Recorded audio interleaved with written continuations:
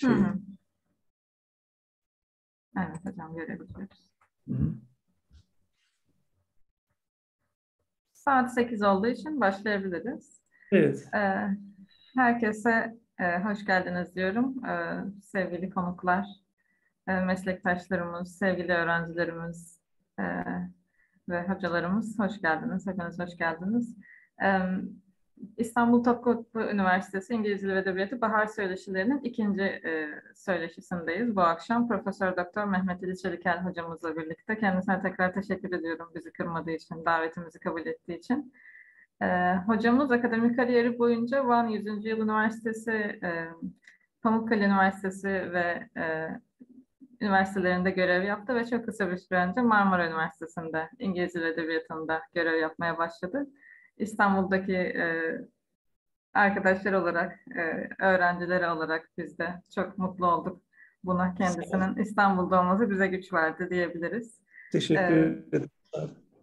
Temel olarak postkolonyal edebiyat üzerine çalışıyor hocamız ve sadece İngiliz edebiyatıyla sınırlı kalmayıp Türk edebiyatında da bugünkü konuşmasının başında gördüğümüz gibi çalışmaları var bu konuda.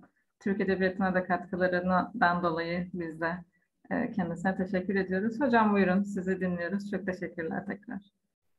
Çok teşekkür ederim.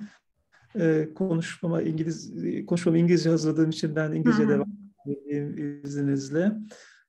Thank you very much for this wonderful introduction, and I'm really happy to be here to be giving this talk for Topkapı University. And as Elvan has just pointed out, I've only been in Istanbul for 3 months now. Well, actually, it doesn't mean that I'm not familiar with life in Istanbul.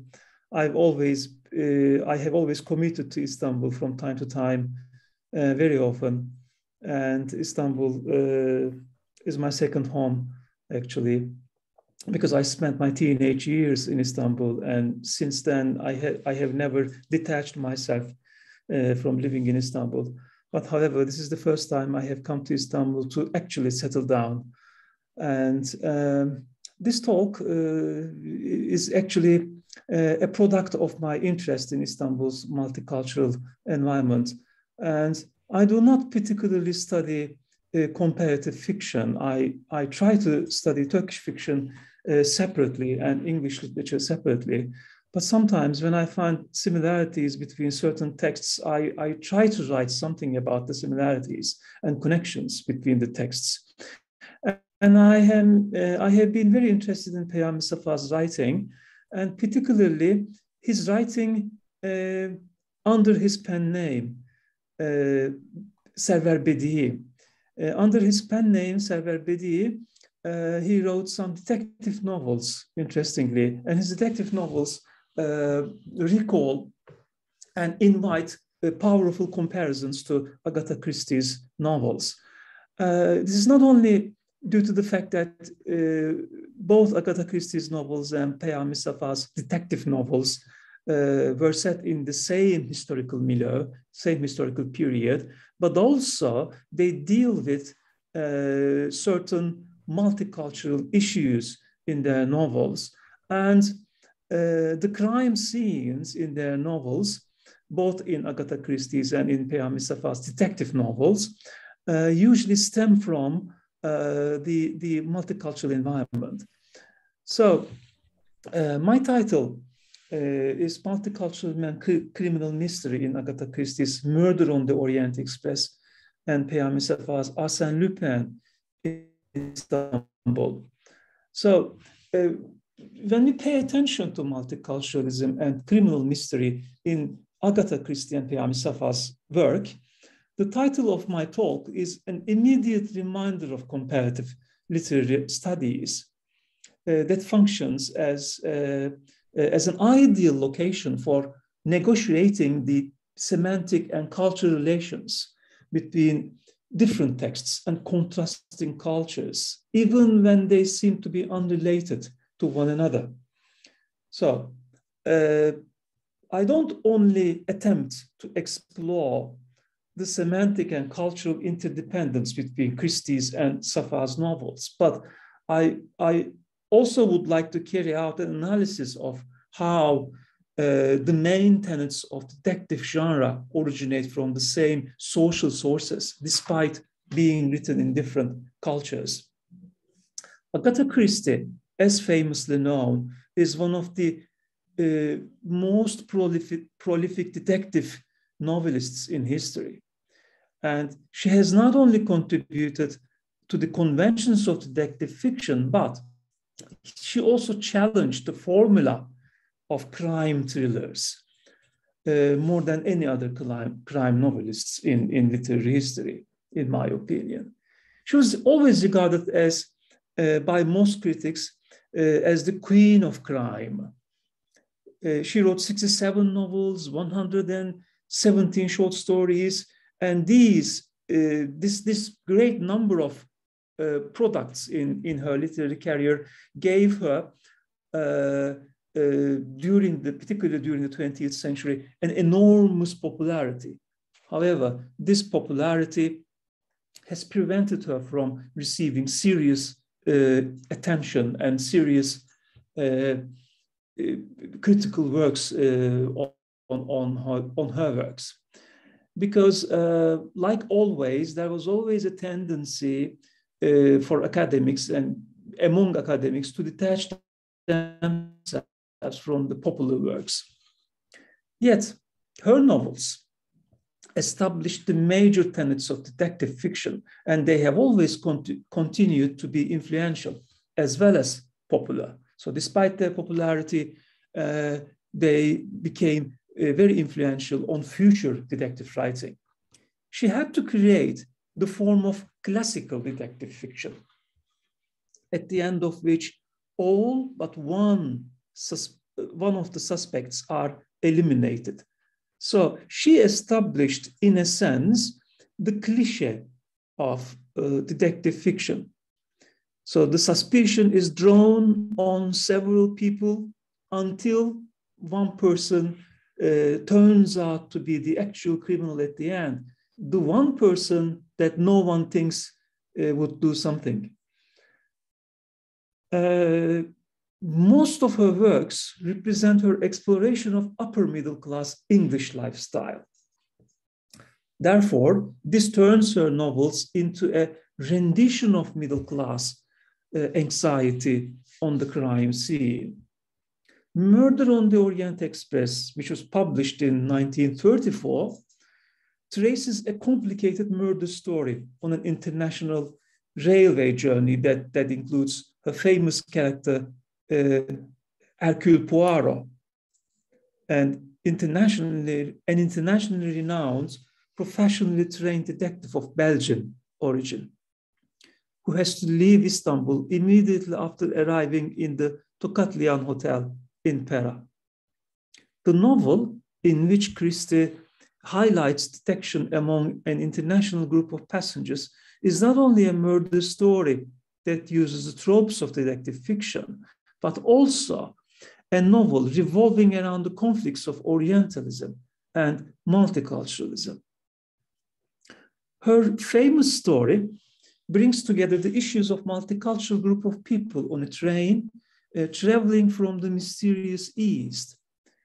It foregrounds the predicament of authentic quirks of its characters during an international investigation.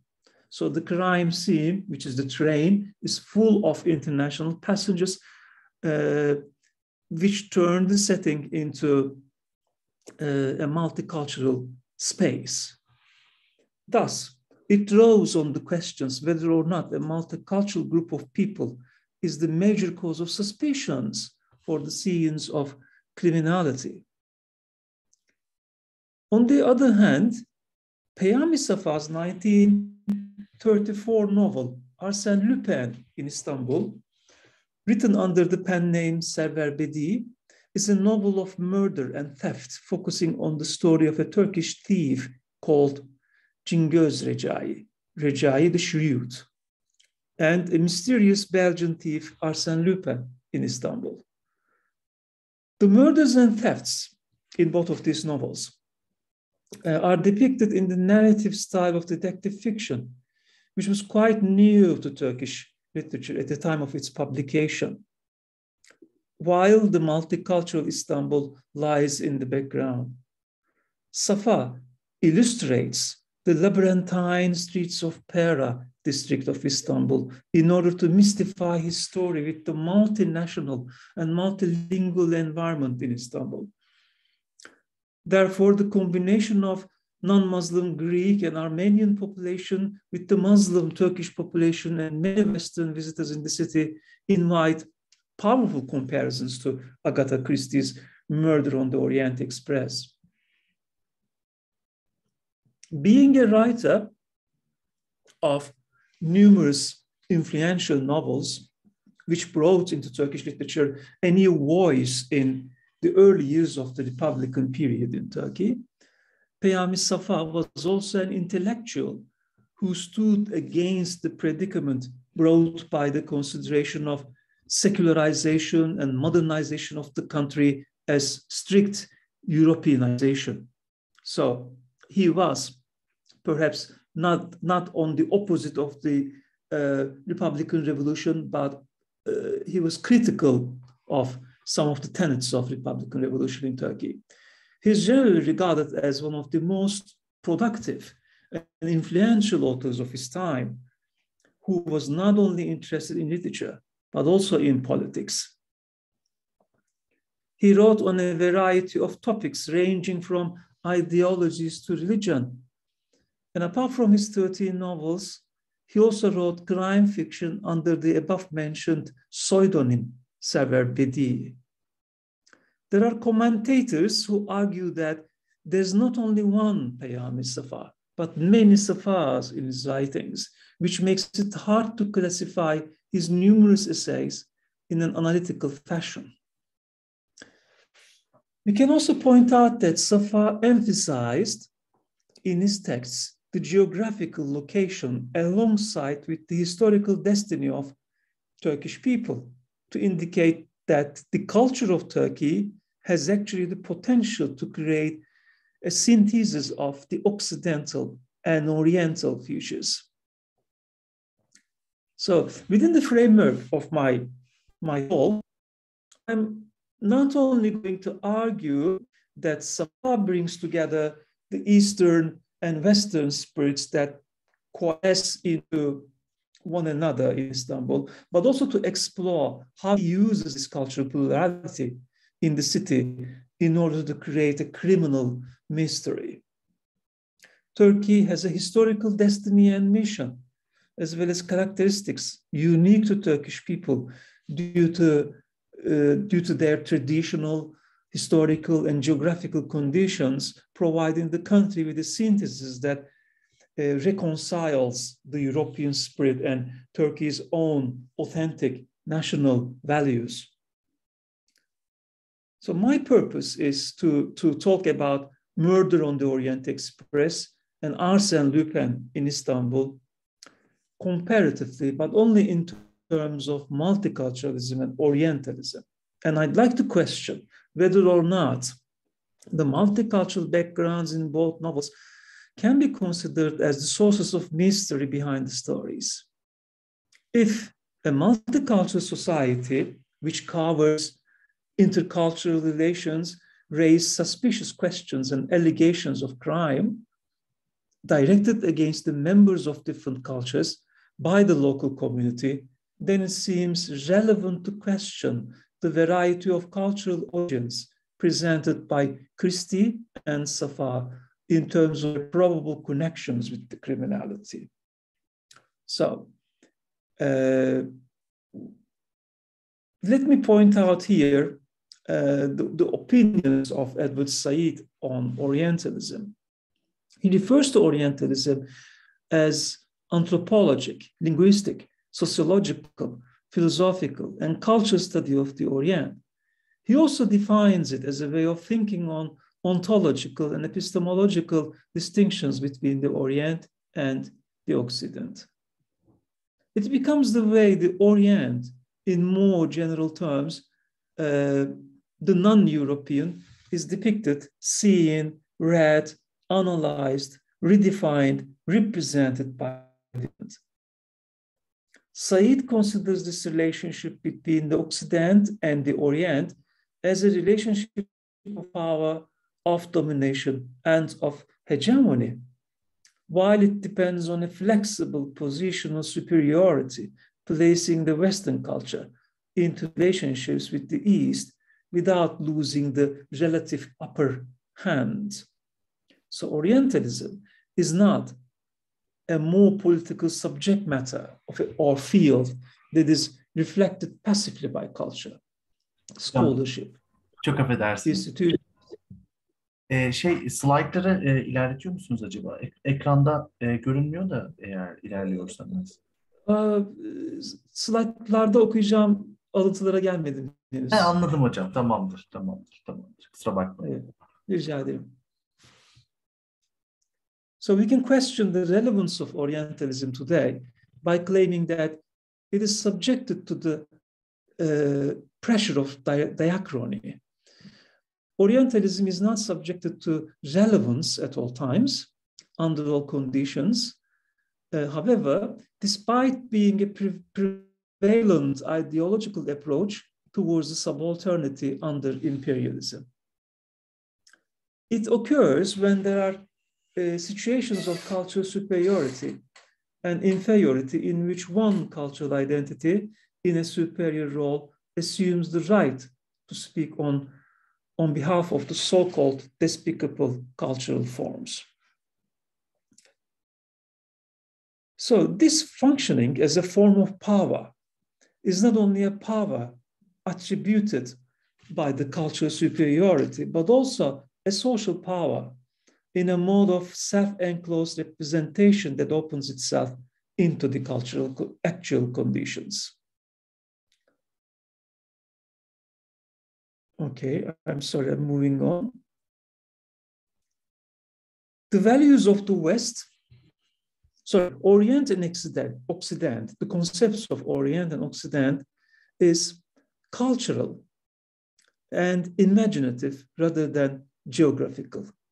On the other hand, the values of the West and its studies, categorizations, cultural prioritizations are called Occidentalism. It is one of the predicaments of the East to attribute more secular republican values to the Occident and undervalue the Orient in a self-Orientalist way. The way the East depicts, reads, analyzes, categorizes, and redefines the East as either superior or if inferior turns into a reversal of Orientalist ideology. Thus, as a consequence, we can say, while Christie's text presents Orientalist futures, Safa's text exhibits rather more Occidentalist characteristics. When it comes to speaking of characteristics of detective fiction, it's a form that is generally designed as an invention of the 19th century, coincident with the development of the modern police force and the creation of the modern bureaucratic state. These developments that led to the improvements in forensic investigations also fit into the structure of the 19th century society characterized by class differences. Most detective novels written towards the end of the 19th century and at the beginning of the 20th century are peopled with characters including butlers, maids, aides, servants, as well as counts and countesses, businessmen, mightily rich travelers. So this kind of class structure is mixed with the multicultural fiction society, which brings together people not only from different social classes, but also from different cultural origins. While the class distinctions cause legitimate motives to commit murders, cultural differences raise suspicions over the cultural other. As Dickens, for example, who is recognized as the originator of the detective story in Britain, chooses a French working class woman as the criminal in his first detective novel. Foreigners depicted as criminals, and multicultural settings considered as environments convenient for criminal offenses appear to be one of the most common narrative tropes in detective fiction. The model of Sherlock Holmes is a familiar figure of detective to present day, and Holmes is an accepted developmental narrative of crime fiction, which constitutes an important case structure familiar to crime fiction readers. However, it is usually the ambiguities and the clues that position the reader as a detective figure in crime mysteries. In crime mysteries, the readers are directly drawn into making their own conclusions from the evidence. And this methodology of the text is followed by many detective writers, including Agatha Christie. So when detective writers give the clues to the readers tend to collect all the clues and try to decide on the suspected persons. In the later ages of detective writing, the investigated elements are more pronounced, and readers are given the same information as the barrister, so that the reader gets involved in whodunit, creating a trope that functions in mysteries epitomized and popularized by Agatha Christie in the 20th century. Christie, on the other hand, is able to eliminate the social chaos in order to establish order and explore the mystery behind criminal cases by her analysis of the fundamental characteristics, the daily cultural aspects of her own society, and the important clues about human psychology.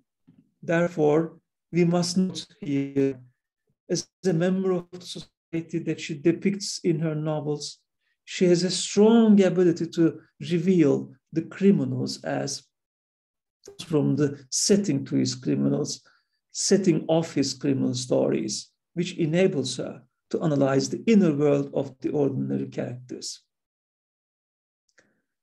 So, the detective is an outsider who exists spiritually and intellectually beyond the conventions of ordinary humanity. So the detective fiction turns into an anti-realist genre with intellectual fantasies. The detective's rationalist and quasi-scientific explanations turn the texts into unrealistic at times. In Agatha Christie's novels, but this may be observed to a certain extent. Hercule Poirot is incredibly clever to trace the clues and find logical, reasonable, and scientific explanations that might be quite unnoticeable in daily life. Thus, the detective texts appear to be the antithesis to the chaos of human experience. Agatha Christie's characters are stereotypes and caricatures whose characters are not only 2, but 2.5 dimensional. So sometimes a bit fun, we can poke gently at the stereotypical characters with some touch of real humanity. And this turns her characters into more than cardboard puppets. Okay, the characterizations in Agatha Christie's puzzles, in the characterizations of Agatha Christie's puzzles, she creates a perfect balance by the hallmarks between convention and invention. Although Christie's character types appear to belong to higher classes and genteel society, her readers, who generally come from the ordinary class of society that includes mostly commoners, barely belong to the class she liked to describe. She created characters like Miss Marple, whom most of her readers like to identify themselves with. Christie always claimed that she was a lowbrow, and she didn't write down to her readership by giving them their own ambivalent image of what a woman does. Her fiction can be properly understood to have made a significant contribution to cultural life by drawing into the broader discourse of scientific inquiry. Hercule Poirot, the detective protagonist in the novel, uses exquisite analytic methodology to reveal the murderer by distinguishing them according to their cultural origins and gender orientations.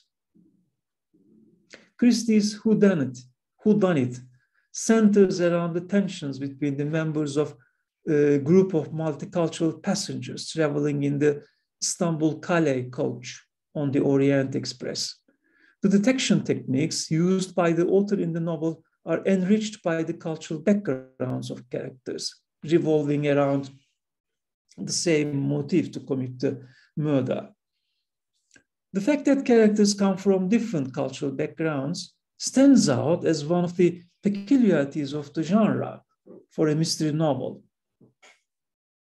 Hercule Poirot, the Christie's globetrotter detective, can see things through different cultural lenses and evaluate his clues in accordance with different cultural perspectives by making explicit references to methods and psychology as a means of detection. It is not only the transgressions that create crime fiction, but socio-cultural statistical is another factor that reinforces the genre, because detective fiction offers itself to readers as a reflection of the world. Its transparency, resting on familiar patterns of cause and effect, of social relations and moral values, by simultaneously bringing together many discursive cultural centers.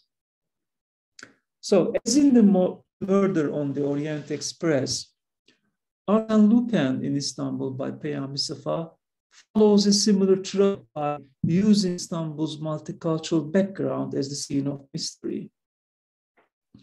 Peyami Safa attempts to write crime mysteries under the name Sever Bedi, and he wrote 2 10-volume series of a character called Recai the Shrewd, who is renowned even in Europe as Turkish Robin Hood.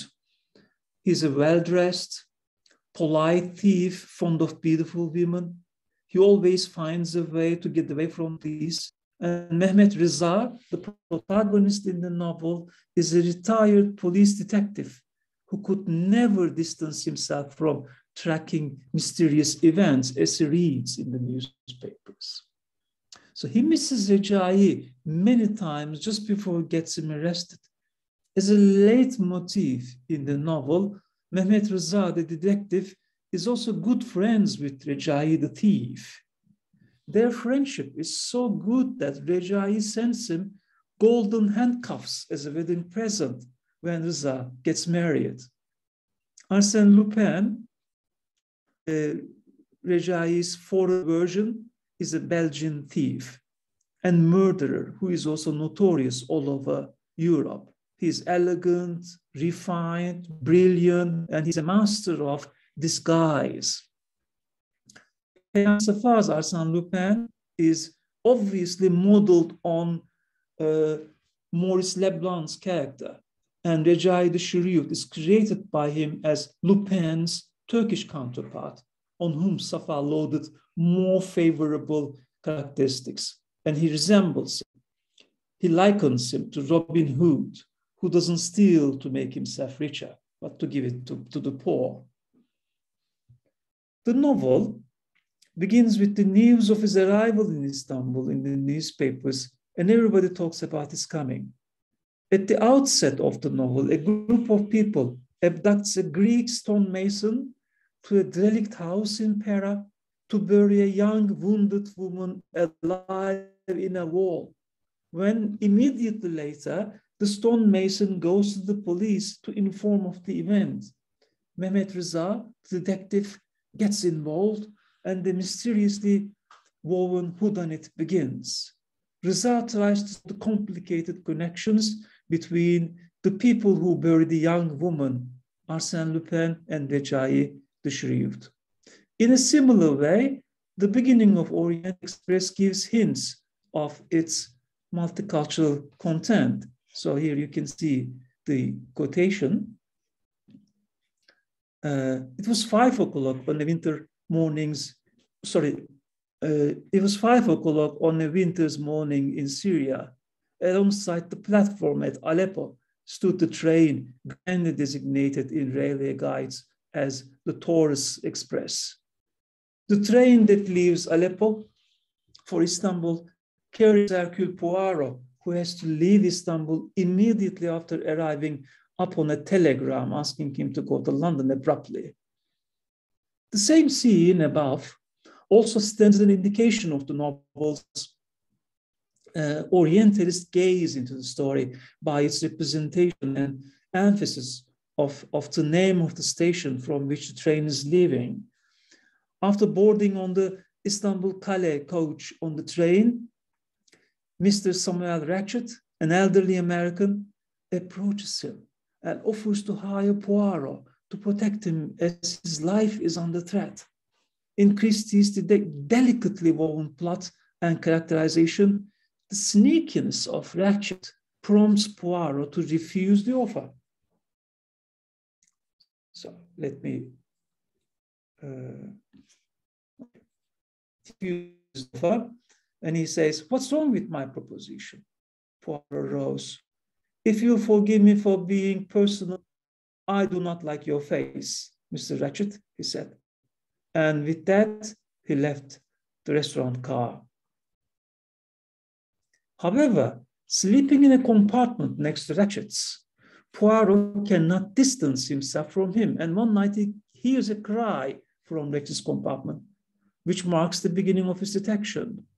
The mystery is solidified by the multiple cultural identities presented here, including an American traveler, Belgian detective, Italian passengers, Yugoslav police, a British colonel from India, and so on.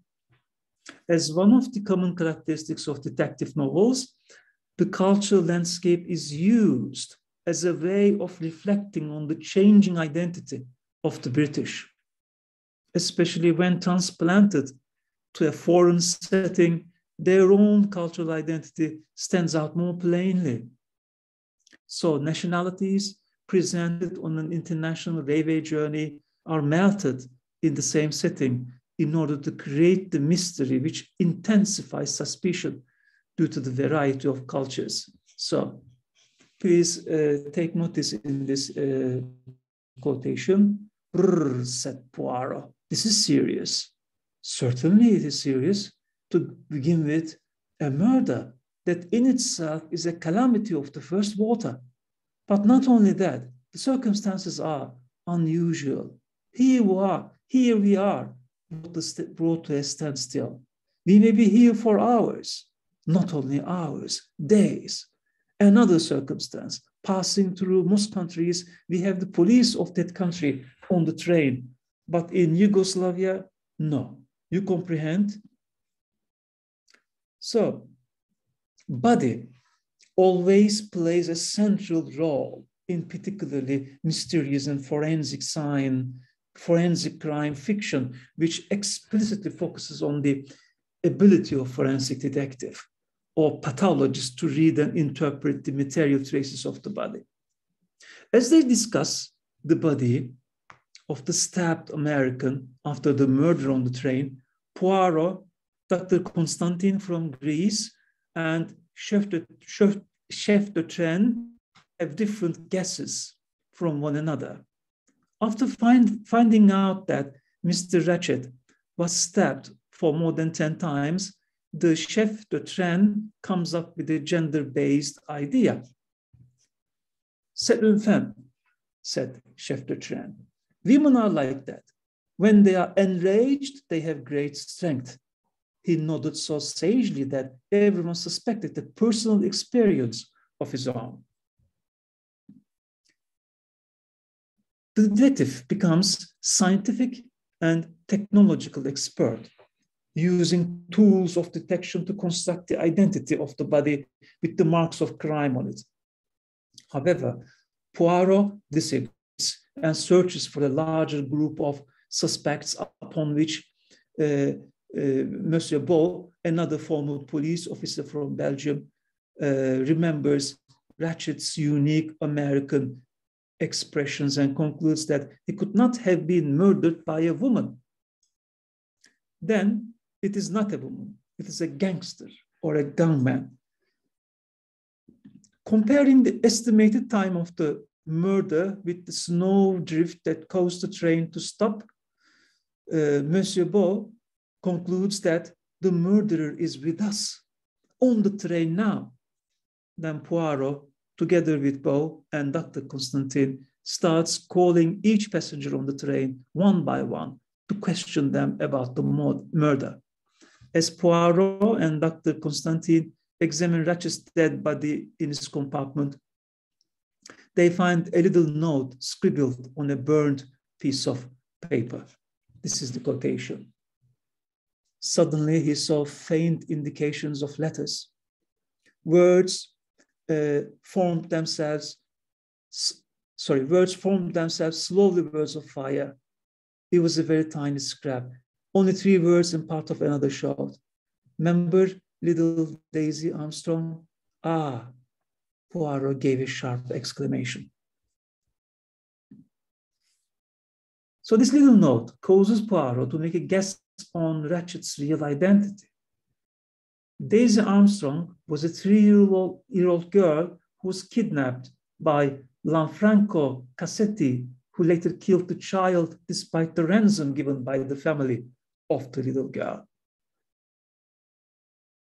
Thus, Poirot concludes that Ratchet's real identity is Lanfranco Cassetti, and he continues his investigation by looking for motives for this murder. Questioning the characters, Poirot discovers that everyone in the coach had a connection with the Armstrong family, and therefore they all had a motive to kill Cassetti. In the resolution part, he suspects that 13 people in the coach were involved in the murder, and they share the crime. He confirms his suspicions by the fact that passengers on the train are from different nationalities. We were surrounded by people of all classes, of all ages, of all nationalities. That's a fact somewhat rare at this time of year. The Athens, Paris, and the Bucharest-Paris coaches, for instance, are almost empty. Then there are some minor points that strike me as suggestive. For instance, the position of Mrs. Hubbard's sponge bag, the name of Mrs. Armstrong's mother, the detective of Madame Hardman, so detective methods of Monsieur Hardman, the suggestion of Monsieur McQueen, and that Ratchet himself destroyed the charred note we found. Princess Dragomirov's Christian name and the grease spot on a Hungarian passport. So we can see multiculturalism on 2 levels. As a generic term for the unity of policies introduced with the combined goals of recognizing diversity to produce equality, as a word that designates a subspecies of policies called intercultural. And there's also a multicultural challenge here, when the culture defines sorts of people as enjoying the status of fully normative citizens. So let me now go on to Peyami Safa. Peyami Safa's Arsène Lupin in Istanbul has a similarly woven plot in which people from different cultural origins come together, as in the confirmation of Poirot in Murder on the Orient Express. Only in Istanbul would such a group of different people come together. Please look at the quotation.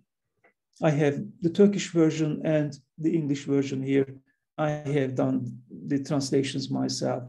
Why should Arsène Lupin leave Paris, the richest city on earth, and come to Istanbul that dries out every day like a squeezed lemon? French newspapers write, Arsène Lupin has been smuggling opium and heroin from Turkey to Europe for months and sending them to France secretly through an organization in Marseille.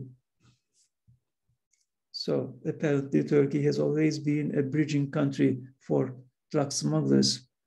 And the murder of the young woman at the outset of the novel, the cultural community in Pera, foreigners living in the labyrinthine streets of Istanbul, the ethnic variety of people in Istanbul all turn out to be connected with Arsène Lupin's drug trade. The Turkish thief Recai's appearance as an antagonist in the novel is also due to Arsène Lupin, as Recai wishes to prove himself a better thief than Lupin.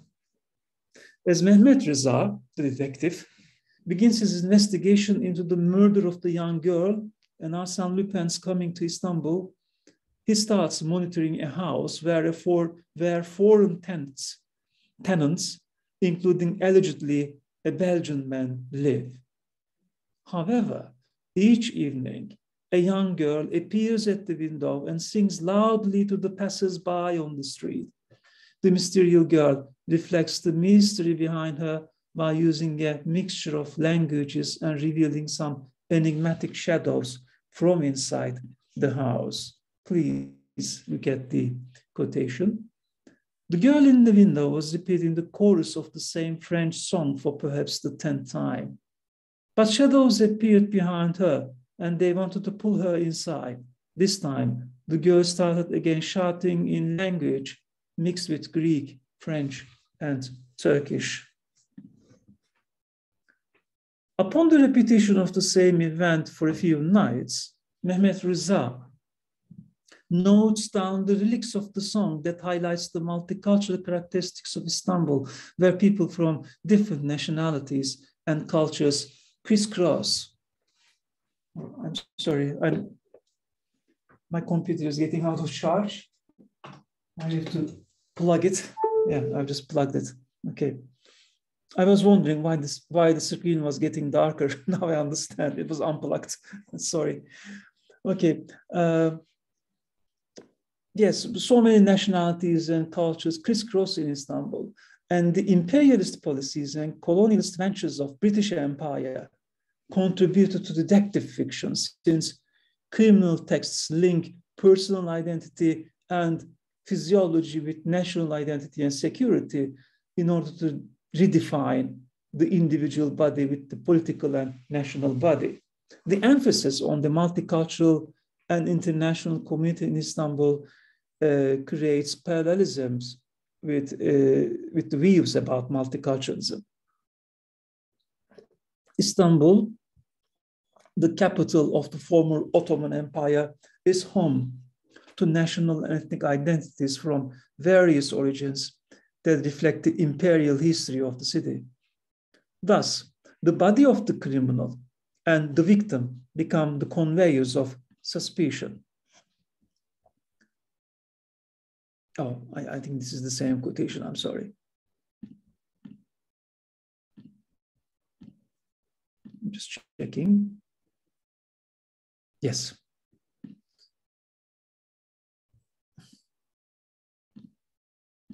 Oh, I haven't pointed out that, I haven't copied that quotation on the PowerPoint presentation. I'm sorry, I have to read it from here.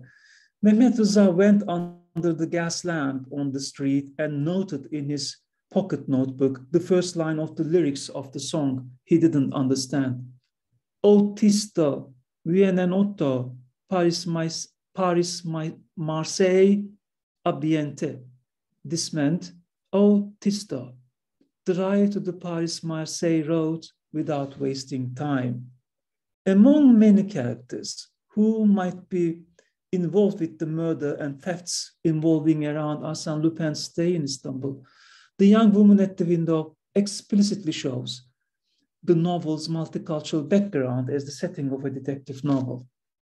In a similar fashion to Christie, who wrote in the same historical period, and both of them having been written in Istanbul in the same cultural milieu, Safa also raises the suspicions by melting different cultures in the same pot around the criminal mystery.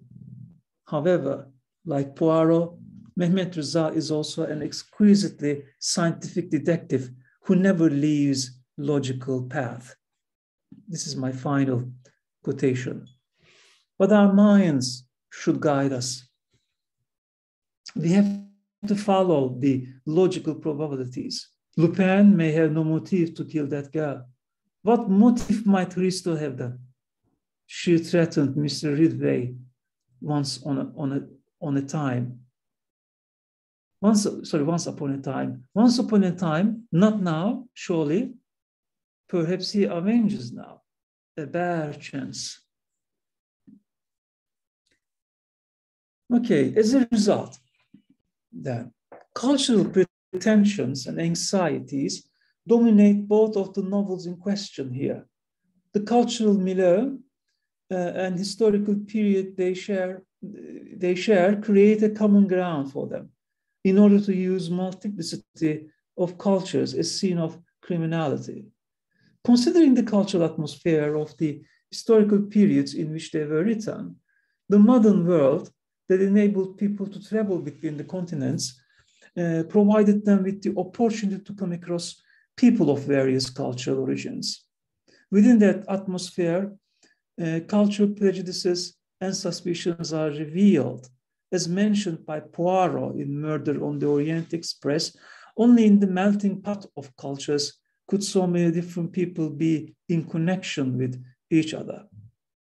The involvement of passengers from different parts of the world during the police procedural in the investigation parts of the novel studied here reflect the realities of the contemporary multicultural world, because crime fiction is the one that has been most frequently and successfully appropriated for ethnic and cultural deformations. So we must note here that the criminal mystery is supported by the multiculturalism of the setting in the novels I have discussed here. Safa and Christie, who wrote these novels in the same decade, just before the Second World War, used the pretensions and tensions of the age that brought about multicultural scenes, particularly in large metropolises like Istanbul. Therefore, Christie and Safa, the two contemporary authors, are not only the novelists of crime fiction, but also the novelists of multiculturalism. Although they come from different cultural backgrounds and different political histories, they both belong to nations with an imperial past, which turns their societies into multicultural ones. Comparatively studied, both of them present the multicultural background in the setting of their novels as the source of suspicion during the forensic investigation of the crime. The criminal body and the body of the victim are regarded as the results of these intercultural relations, although multiculturalism also provides the investigators with alternative visions in solving crime. Coming from the same historical but different cultural atmospheres, Christie and Safa must be celebrated as the supreme examples of post-imperial detective fiction in the multicultural settings of their own cultures. Thank you for your patience. Çok teşekkür ederiz hocam. Çok ilgi çekici bir karşılaştırmaydı. Bilgilendirici aynı zamanda. Thank you very much. Dilerseniz isteyen arkadaşlarımızdan sorularını alalım. İster mikrofonlarınızı açıp sorabilirsiniz, isterseniz sohbet kısmına yazarsanız ben okuyabilirim sizin için. Sorusu olan var mı acaba? Ben Mehmet Hoca'ya bir soru sorabilir miyim? Buyurun hocam. Yani Türkçe mi devam edelim, İngilizce mi devam edelim bilemiyorum. Hocam nasıl istersiniz? Peki öyleyse. In most of the, well, I have been teaching detective novel this semester, and this is my first time. And in most of the detective stories, there is a tendency that not a policeman, but somebody from society solves the problem.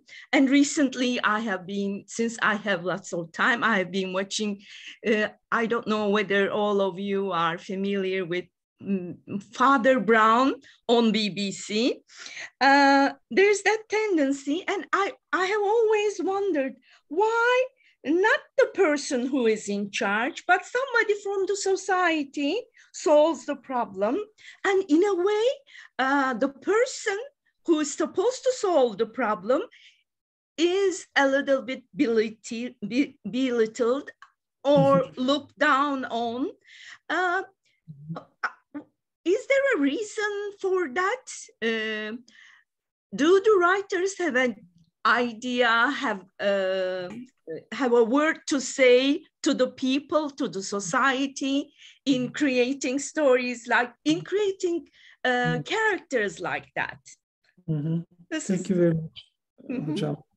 Hocam, I'm not actually an expert on detective studies, but however, I can say that in my observation of detective novels that I have read, this is the same case as in the case of suspects, because usually there are more suspects in the beginning of the novel or in the climax of the novels.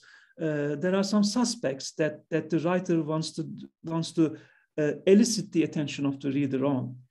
And then there's only one suspect at the end, which nobody had any doubts about. This case is also relevant for the detectives, in my observation. So the least, the least possible person to be a detective turns out to be a very good observer, and he comes up with the wonderful clues. So no one takes him seriously. He looks like a side character, but in the resolution part, he starts to appear more and more, starts to speak more and more, and he notices the details that the detective has never noticed before. I think this is the same or very similar formula to the creation of the suspects, because the reader begins to suspect other people than the actual criminal in the beginning, and then the actual criminal stands out at the end as the true person who really committed the crime. So, well, this is my observation. So it is not always a detective, but usually one of the side characters who turn out to be collecting the actual clues to solve the crime. Okay, thank you. Thank you very much, Hocam. May I ask a question? Oh, yes, please. Yes, Hocam, please, you can please ask. Yeah. Yes, Hocam. Arpin Hocam, you can ask, please. We are listening to you. Nice to see you here, Professor Çelikel. I'm very happy to see you in Istanbul. Thank you very much. All for such an organization. And again, thank you for your exhaustive and illuminating talk. My question is going to be about Poirot, Hercule Poirot. Why do you think Christie cannot bring herself to create a detective from England, but someone who comes from Belgium? This is my argument actually in my presentation, because I argue that in Christie's fiction, same as in Safa's novel, the criminal mystery is based on multicultural settings and multicultural background. Perhaps this might be one of the reasons to support my argument. So even the detective comes from a different culture. And another possibility is that, my other interpretation is that being a detective from a different culture, he has the ability of seeing things from a different cultural perspective, a different cultural viewpoint. Because when you are in the same cultural when you are having the same cultural viewpoint, you may not see the details that people from other cultures might see. So Poirot is able to see different things because he's an outsider and he observes things from the perspective of an outsider. Oh, that's right. I agree with you. But is it also possible to assume that Christie cannot create a male detective from her own country? So there must be something wrong in it. Someone who is coming from the outside, as you said, an outsider. And if you pay attention, yes, an outsider, but if you pay attention to his name and surname, Hercule Poirot, classical mythology, phonetically, it's very similar to Hercules, Heracles, Roman counterpart. And if you look at Poirot physically, speaking, you can see he's very famous of his small statue. His moustache, erect, always waxing. And I mean, he's trying to portray as a form of masculinity, yes, but at the same time, again, his physical appearance is very funny. His egg-shaped hat and Humpty Dumpty, for instance, that famous nursery rhyme. And his surname, French, phonetically, it also means, as much as I can remember from my French language studies, that is leeks, prasa in Turkish. Yeah. In form, it looks like the phallus, a phallic symbol, but at the same time, that funny appearance, Christie is also making fun of him. Yes, I mean, clever. His intelligence, whenever his intelligence is concerned, yes, I can't say anything, but very interesting. Someone from the outside England. So I think, according to my conception, there must be something wrong with the idea of masculinity in England. That is the reason why she cannot bring herself to create a detective from her own country. But Miss Marple, yes. Yeah. Thank you very much. Again. Oh, thank you very much for your contribution, Arpin Hocam. This was something I've never thought of. Why does she create a male character from a different culture? Because she cannot create a male detective from her own culture.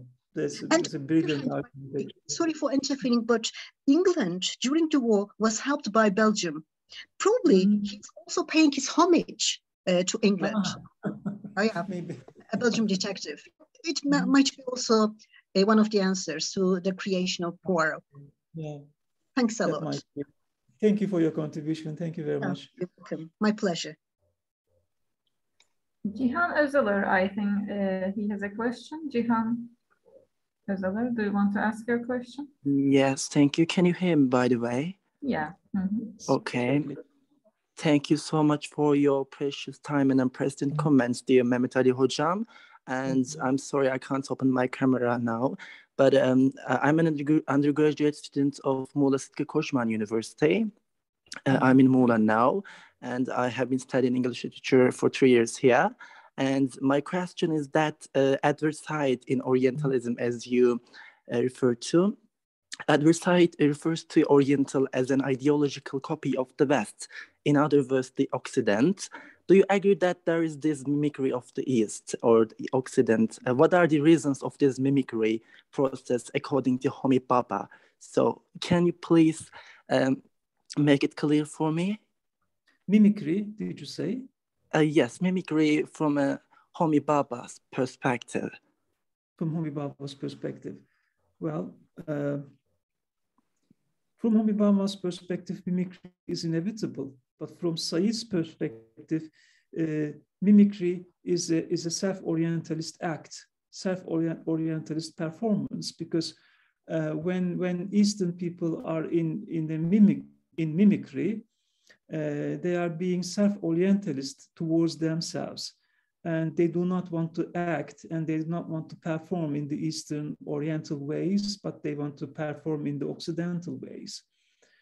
In Bhabha's argumentation, however, the case is different. They are forced to mimic by the cultural imperialism, by the cultural by the cultural tenets imposed upon them, the individuals do not even realize that they are in the state of mimicry. So when people are subjected to cultural imperialism, according to Baba, they even forget and they don't even realize that they are actually mimicking, because they fall into mimicry and they don't know that it is mimicry. On the other hand, Naipaul, when he wrote Mimic Man, his book Mimic Man, he was referring to the Western educated intellectuals, particularly British educated intellectuals. And they were the ones that he called Mimic Man, because they were sort of more English than the English. And both Said and Homi Baba criticized them, actually. But the roots of this mimicry is different, according to Said and Baba. I don't know if that would be a satisfactory answer for your question. Thank you so much for your answer. It's very explanatory and informative for me, at least for my studies now, for undergraduate studies. Thank you again. I would love to offer my thanks to you and those who organized the meeting. Thank you so much. Thank you for joining. Thank you for joining us, Cihan, from Muğla Sıtkı Koçman University. Is there anyone else who wants to ask to Mehmet Ali Hocam about his talk, or maybe about his post-colonial studies?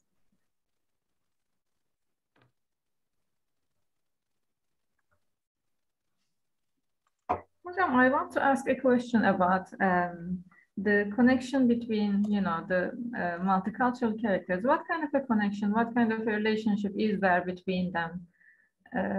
How do we see their, different cultural backgrounds? Do you mean the connection between multiculturalism and criminal mystery? No, only I mean the characters. You mentioned that there are, characters from different countries. Of course, they are on the train, for example, in Christie's novel. What kind of a connection or relationship is there between them? How do we see these different kinds of backgrounds from different countries? Okay. Well, Christie deliberately uses and chooses an intercontinental train and creating fictional characters on that intercontinental train coming from different cultural backgrounds and different ethnic origins and different nationalities. As we have seen in the novel, Hercule Poirot, at the end of the novel, decides that all these people on the train are connected to one another in some way or another, to take revenge on Cassetti. Christie, as an author, I think, uses this setting, such kind of setting, as a fruitful atmosphere for a criminal mystery, because so many people's lives crisscross over one another through the continents, and no one calculated the fact that the train would come to a standstill in the snow. So when the train comes to a standstill, comes to a halt in the snow, they cannot move and no one can go out, and then the crime, so the criminal comes to the surface. But apart from that, that would never come true. So Christie's strategy in writing a novel, especially in this book, I cannot generalize that. Her strategy in this book is to create a multicultural setting as a fruitful atmosphere for a crime. And this multicultural setting is not a town, is not a hotel, but it's a vehicle, a train from which no one can leave. And she uses another strategy. She doesn't let anyone jump off the train in the climax, because the train is stuck in the snow. So no one can go out. And this multicultural setting, this multicultural fictional society becomes the enclosed, locked-in world, locked-in society. So everyone has to speak to one another and no one can hide themselves. I think that was a deliberate choice by Agatha Christie. And again, I would like to claim that a multicultural setting turns out to be a perfect background and perfect fruitful atmosphere for crime. Thank you, So maybe this can be the reason. Thank you. Okay. Is there anyone else? I would like to add something to what Mehmet Ali Hocam has just said. This multiculturalism is also inherent in the famous story of Poe, Murders in Rue Morgue. Oh, yes. Yeah, there are lots of people from different nationalities who were supposed to have witnessed the crime, but at the end, interestingly, the story takes place in Paris. Poe, an American writer, writes the story which takes place in Paris, and also Arthur Conan Doyle. He wrote stories about bohemian ladies, people from different cultures took place in the stories of these writers. And I think, well, I'm not very sure about that. This multiculturalism, a set of multiculturalism is inherent in most of the detective stories, just to make it more interesting, just to include different perspectives and insights to the story. I think so. Yeah, that was just an, Thank you very much, Nuray. Okay, is there anyone else to ask a question to Mehmet Ali Hocam? I think no. Hocam, I would like to thank you for joining us, for accepting our invitation to have this informative and enjoyable talk here. Thank you so much. And Thanks a lot. Thank you very much for inviting me. It was my pleasure to be here, and I really enjoyed that. And I really enjoyed with the participation and the questions coming from the audience. Thanks a lot. Okay. Yes, our student Hüsna also thanks you, Hocam. Then good evening, everyone. Thank you, everyone, for joining us and being here to listen to our professor, Mehmet Ali Çelikel, and to enjoy the talk here. Remziye Chin also says thank you so much for this enlightening presentation, and Pelinsu also sends her thanks. Okay, then Cihan Özalır also. Okay. Other comments are coming. Familiar names, both from my present students and former students. Thank you very much. Thank you for coming. Okay. Then good evening, everyone. See you in our next talk.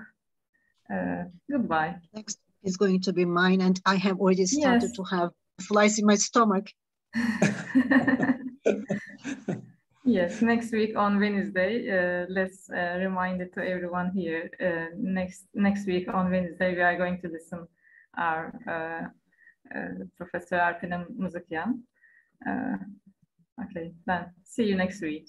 Okay. Bye-bye. Bye-bye. Goodbye. Bye. Bye.